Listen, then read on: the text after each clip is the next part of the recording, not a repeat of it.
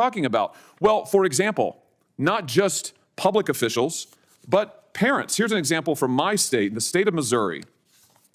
I'm reading it from the opinion here. One parent who posted on nextdoor.com, which is a site operated by Facebook, posted an online petition to encourage his school to remain mask optional, found that his posts were removed without notifying him, and his friends never saw them. Another parent in the same school district who objected to mask mandates for school children responded to Dr. Fauci on Twitter and promptly received a warning from Twitter that his account would be banned if he did not delete the tweets criticizing Dr. Fauci's approach to mask mandates. These objections, amazingly, this censorship was taken at the direct behest of the federal government, the direct behest of the Biden administration. Senator Josh Hawley just put the censorship debate under a microscope. His argument was simple but explosive. If the government cannot legally silence Americans directly, can it pressure private social media companies to do it for them?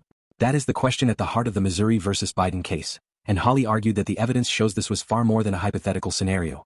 The controversy involved speech about COVID policies, vaccines, masks, and elections, with critics alleging that government pressure helped determine what Americans could see and say online.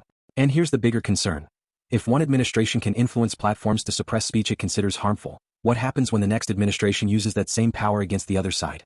That's why Hawley called the alleged conduct un-American and unconstitutional. Because free speech means protecting unpopular opinions, not just opinions the government approves of.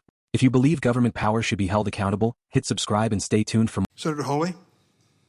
Thank you, Mr. Chairman. Thanks to the witnesses for being here.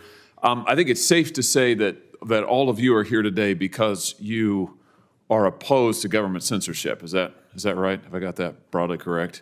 Okay, we can agree on that much. Book banning is a form of government censorship. Is that, broadly speaking, correct? Professor Knox, you're an expert in this. Let me just ask you. Book banning is a problem under the First Amendment because it's the government telling private individuals, authors, what have you, what they can and cannot write, telling the public what they can and cannot read. Is that, broadly speaking, correct? Yes, that's correct. So now what if the books were digital only? Could the government ban them then? So no hard copies, no physical copies, it's just digital books. Could the government engage in book banning then under the First Amendment? No problem.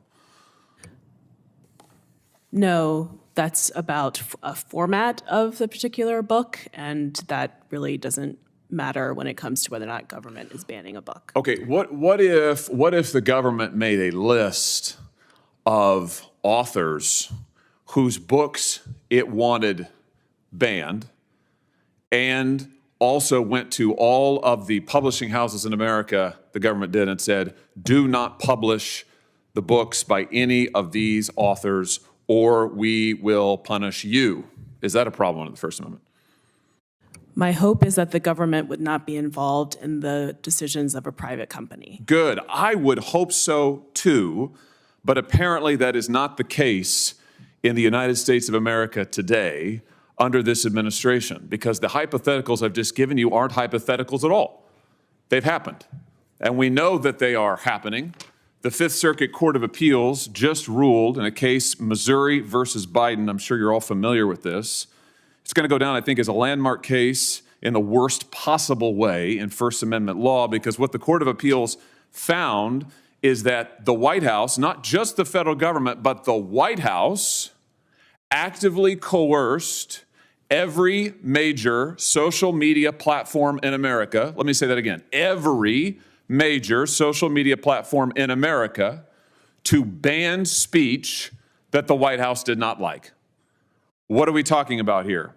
Well, we're talking about speech on the COVID-19 pandemic, speech on the 2022 congressional elections, speech related to mask mandates, speech related to vaccines. What did the White House do? Well, over a period of years, they met with on a regular basis the leaders of social media companies and demanded that the speech they did not like be taken down. They further demanded that these same social media companies amplify the White House's speech. Amazing. So take down all of this speech that we don't like, amplify our own speech. Unbelievable. What kind of speech are we talking about? Well, for example, not just public officials, but parents, here's an example from my state, the state of Missouri. I'm reading you from the opinion here. One parent who posted on nixdoor.com, which is a site operated by Facebook, posted an online petition to encourage his school to remain mask optional, found that his posts were removed without notifying him, and his friends never saw them.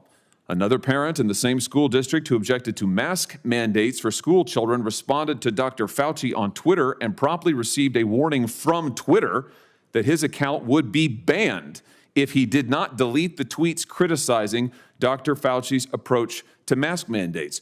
These objections, amazingly, this censorship was taken at the direct behest of the federal government, the direct behest of the Biden administration.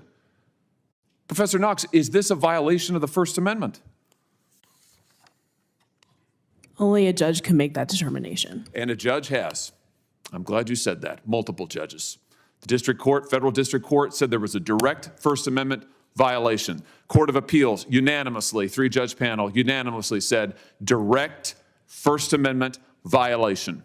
I can't think of another time in American history when the President of the United States, and I say that advisedly because the record reflects that White House officials were sending emails and communications to these companies saying that the President himself wanted the censorship.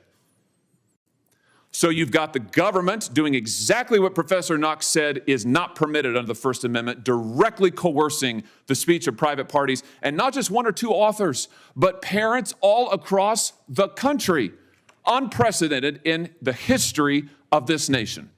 So I'm glad we're having this hearing today. I hope that we will have more like it to expose the censorship happening at the highest levels of our government. Mr. Chairman, I'd ask that this opinion, this judgment by the Fifth Circuit, Missouri versus Biden, be entered into the record in full. Without objection. I will leave it there. I know there are other Senator Kennedys here who want to ask questions, but I just want to say for the record that this kind of censorship is un-American, it is unconstitutional, and I hope it will go down as a sad chapter in American history that we can close here and now. Thank you, Mr. Chairman. Thank you, Senator Hawley. Senator Kennedy.